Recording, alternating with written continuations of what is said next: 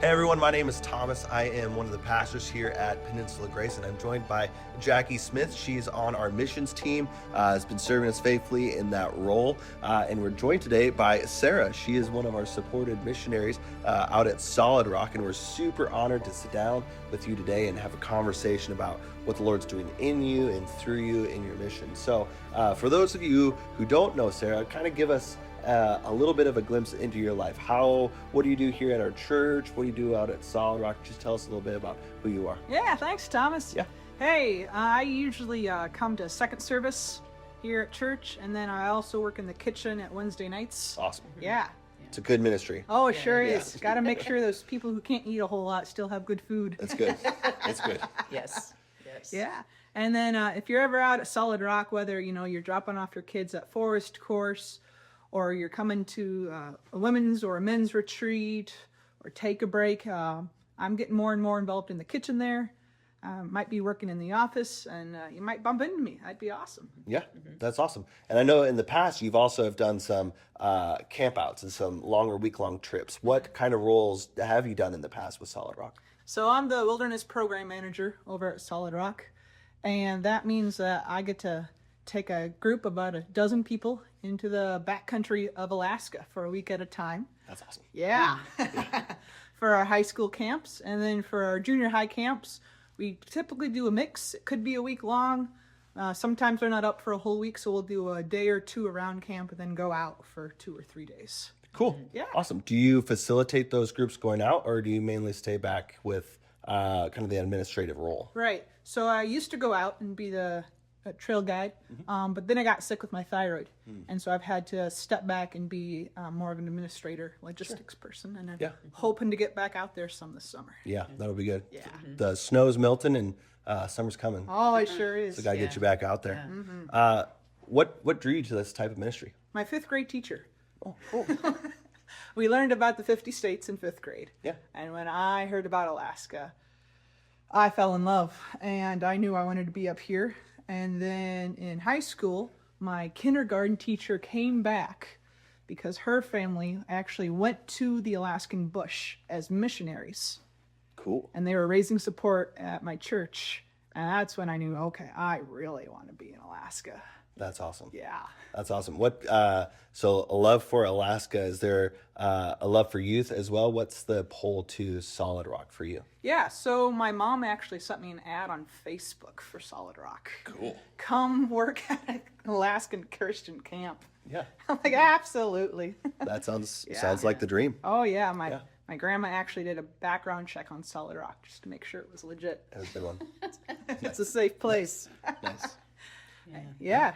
Cool. In my first summer here, I was just thrown into the thick of things. I was the only girl counselor, so I was on all the trips. Oh, man. And it was a lot of fun. That's so cool. And my first trip out, the first week-long trip, we went canoeing on the Swan Lake system. And the first lake we were in, I saw the mountains in the background, and I'm paddling in a canoe, and I just fall in love with Alaska. That's so cool. Yeah. That's so cool.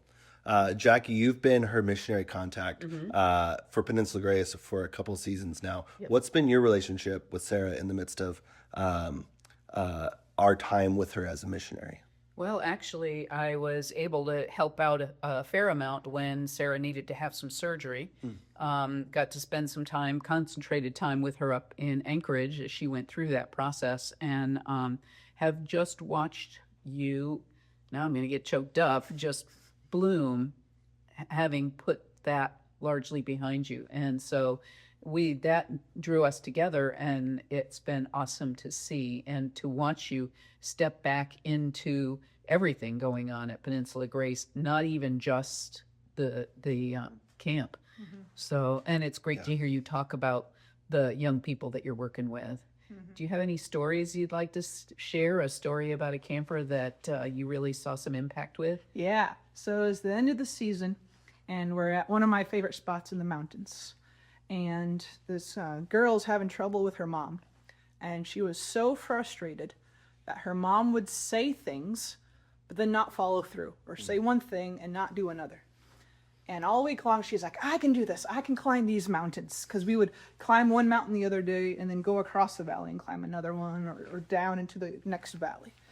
And she would just beat herself up and be so disappointed, like, I can't do this. I can't do this. And finally, I told her, like, listen, you have the opportunity to be different than your mom, to actually do the things they're going to say you do. And it's like the light went on. She realized, like, oh, I don't have to do what I know how to do. I get to do something different. Sweet. Yeah. Amazing. Yeah. What a great tale. Yeah. A great tale. So you've experienced like campers experiencing the Lord and some freedom there. And we've mentioned you've had a thyroid issue for a good long while now, a good season. How's God been faithful to you in this? What's he been teaching you through camp, through your medical issues? What's God been working in your heart? Yeah. So after surgery, it was really, really hard. I got rather depressed because I had realized, for 9 years, I was hoping God was going to heal me. Yeah. Like, that was my destination. My eyes were on that hope. And all of a sudden, God didn't heal me. Like, what in the world? And I was on the phone with a friend. She stopped me and she said, Sarah, but God did heal you. He just healed you in the way you didn't want. He just used a different way. Yeah. That's still healing. Yeah. Yeah. He's faithful to us in ways that we're not familiar with. And it takes a season for us to go through and to be on the other side of that, to realize that it was faithfulness. And while we battle through it, we wrestle like David did, like, Lord, why are you forsaking me? Why am I surrounded by many enemies? While we say that in the midst of it, as long as we come on the other side, like you were just saying, he's healed me.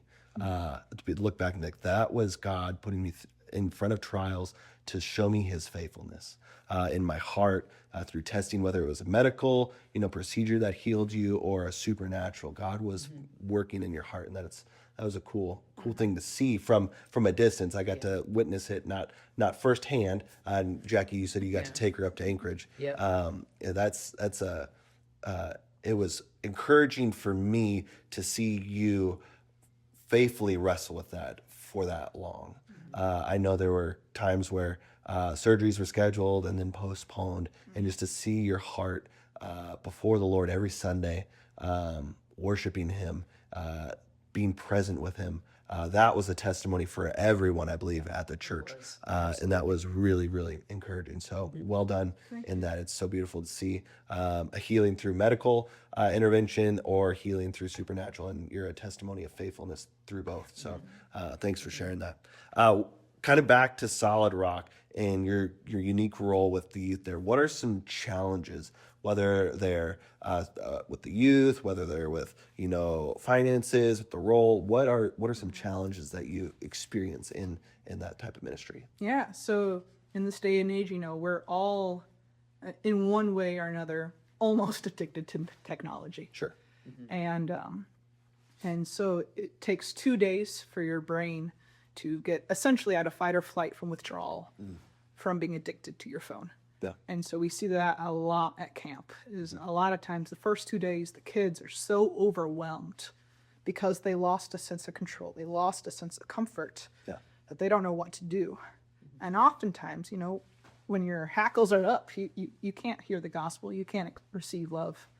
And so, sometimes it's Wednesday by the time they're able to settle down and build trust. Man, Yeah. how long's camp? Camp is Monday to Friday, or gosh. Sunday to Saturday. So they get a little taste of freedom halfway through. Yeah. Yeah. What's their attitude afterwards? Like after that kind of withdrawal moment, you say they get to Wednesday. Do you see a big change in personalities or in Especially openness? on wilderness, because a lot of kids come and they're like, my parents signed me up. I don't want to be here. Yeah. I'm like, oh, well, here we are. We're 3 days in, you can't go home. Yeah. And so one of the really cool things about wilderness is oftentimes we are removed from the campus. Yeah. We are out in the backcountry, and really there is no choice but to stay with the group. Like, you have to be safe. And so once those first few days are kind of mentally bushwhacked through that withdrawal process and the awkwardness of teens getting to know each other How do we interact with the adults? Then some really beautiful times can occur. Cool. Yeah. Cool. Like especially around the campfire at night. It's just really cool to see these kids just, like, who is God? And he wants to interact with me. Yeah. Well, how does he interact with me? That's really sweet Yeah. to be able to be there with them and walk them through those moments. That's pretty incredible. Yeah. Yeah. In his creation. And yeah, I mean, You what just better can't get place better to do than it? that. Yeah, Alaska's amazing. It's a sweet spot. So, yeah. So from a missions team point of view, what do we need to know from Sarah to be praying for her? Well, the areas of prayer for you and for the camp. And then we as a church support Sarah financially to meet her financial goals. But we can also, or should also, be praying that others will see, and maybe they're getting ready to send their kids to camp. Can they also financially support you in being able to live this life of wilderness and wrangling young people through their withdrawals? So I would say prayers for Sarah, prayers for her spiritual and financial well-being, and also for the entire entity of Solid Rock, I would think. Yeah. Do you have anything to add to prayer requests personally or for ministry? Yeah. How I view support raising is, we are physical, emotional, and spiritual beings. Yeah. And so also do we need physical, emotional, and spiritual support? A big chunk of physical support is that financial support. Absolutely. And then, emotional support, it could look like, hey, Sarah, I got you a cup of tea because I don't like coffee. Good to know. Yes. Or, or, hey, I, just call and just check in and see how you're doing. Sweet. Like in the heat of summer, if we're able to connect like that, that means a lot. That's so good. Yeah. Yeah. Yeah. And sushi? Oh, yeah. Ooh. She found that out. Yeah.